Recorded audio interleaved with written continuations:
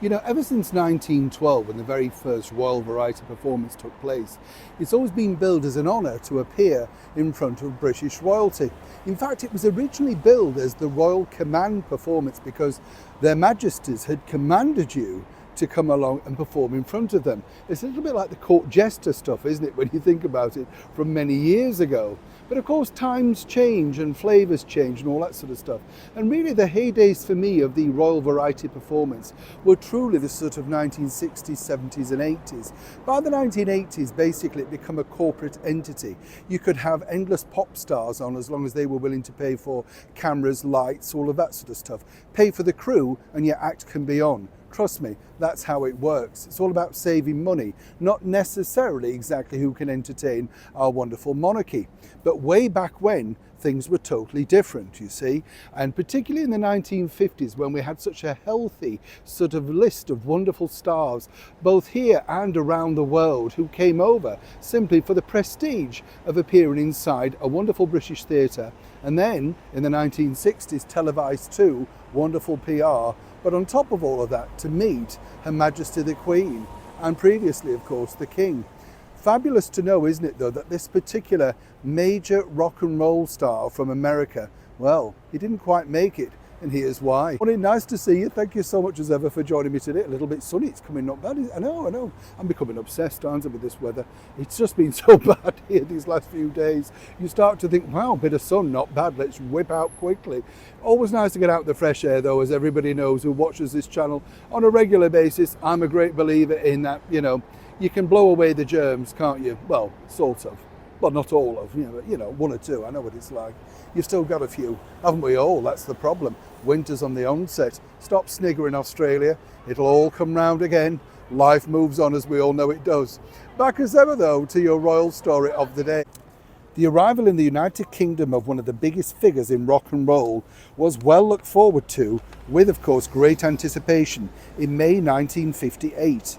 Nowhere in the world were teenage fans of the raucous music coming out of literally America more enthusiastic than anywhere else in the world, other than England.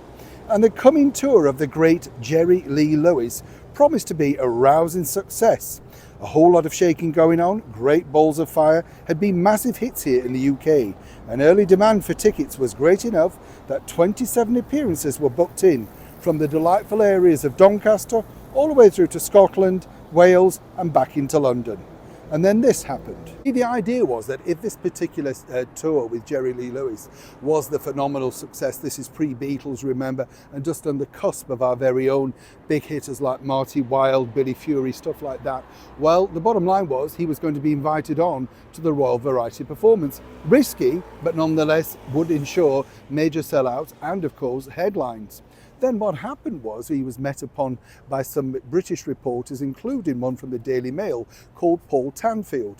And he inquired exactly who was Jerry Lee's travelling companion. She said, "I'm Myra." Oh. And he noted, of course, that she was very young. "And what are you?" And she said, "I'm Jerry Lee's wife." Everybody knows that part of the story. It totally exploded because she was literally a minor. Fascinating to think how times change, isn't it? Even now, things are, how shall we say, I wouldn't say lenient, but it wouldn't cause the, well, eruptions that happened. So much so that when Jerry Lee arrived at his Mayfair hotel, the Westbury, well, they decided that they didn't want to be associated with it, so they politely asked him to leave. He ended up in a very cheap B&B in Paddington for a couple of nights. Now, the tour battled on, but, people were shouting out. It became incredibly raucous and difficult and all that sort of stuff to continue.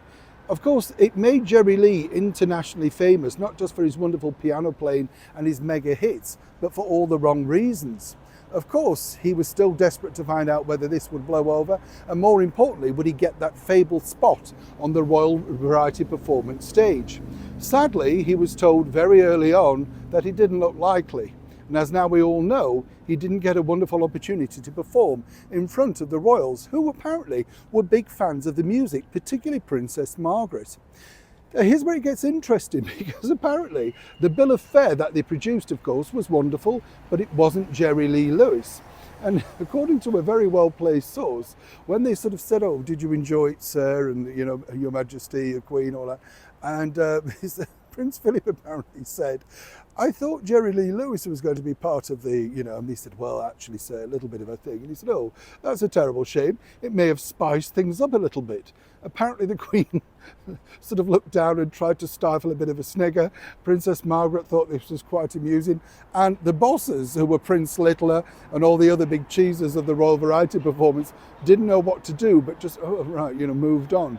Of course, it never truly really took back for Jerry Lee Lewis for obvious reasons. And I'm not saying it's right or wrong. Those are the facts of life. But it just goes to show, doesn't it, that it doesn't matter who you are, what you are, people decide exactly the fate of your life in the celebrity world. And we see it played out, don't we, today in the likes of everybody who's in the celebrity world. But back then, that truly was an amazing big story. But as ever, you could rely on Prince Philip, the Duke of Edinburgh, some might say, to put his foot in it, or indeed maybe just blow the balloon up and then make it a little bit easier for everybody else associated with the debacle. Neil Sean in the very heart of London.